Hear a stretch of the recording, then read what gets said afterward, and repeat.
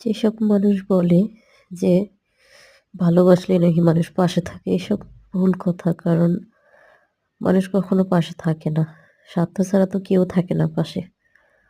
আপনার টাকা থাকবে, সবকিছু থাকবে, সবাই পাশে থাকবে। যখন আপনার কোনো কিছু থাকবে না, তখন দেখবেন কেউ নাই পাশে। এটাই দুনিয়ার নীতি। কারণ আসলে আজকালকার ভালোবাসা টাকার কাছেও বিক্রি হয়। ভালোবাসা এখন মানুষকে আটকে রাখতে পারে না। কারণ মানুষের যখন তখন পছন্দ হয়ে যায়। মানুষের রুচি এখন নষ্ট হয়ে গেছে। মানুষ ভাবে যে একটা গেলে আরেকটা আসবে। তারা এটা চেষ্টা করে না যে একটাকে নিয়েই সবসময় থাকি। এটা হইছে দুনিয়ার মানুষ। তো এইসব মানুষের কথা বলে লাভ নেই। যারা সংসার করেন তারা অবশ্যই বুঝতে পারেন। যারা এখনো সংসার করেন না, ভালোবাসা বা রিলেশন করেন তারাও কিছুটা বুঝতে পারেন। কারণ আসলে মানুষের সাথে না মিশলে মানুষকে কখনো চিনা যায় না। মানুষের সাথে মিশলে, মানুষের সাথে চলাফেরা করলে চিনা যায় আসলে মানুষটা কিরকম। মানুষ তো ২-১ দিনেও চিনা যায় না। মানুষ তো ১৮ বছর ২০ বছর সংসার করেও চিনতে পারে না। আর ২-১ দিনে কি মানুষ চিনা যায়?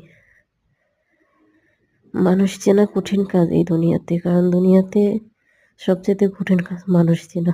আপনি যাকে বেশি বিশ্বাস করবেন, সে আপনার বিশ্বাস ভেঙে দিবে।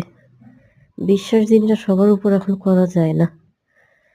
কারণ আজকালকার তো নিজের আত্মীয়স্বজন তারাও নিজের হয় না। তারাও স্বার্থর দিকেই তাকায়।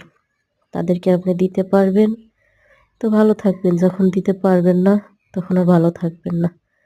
আসলে দুনিয়াটা পুরো স্বার্থই ঘেরা। মানুষ ভাবে যে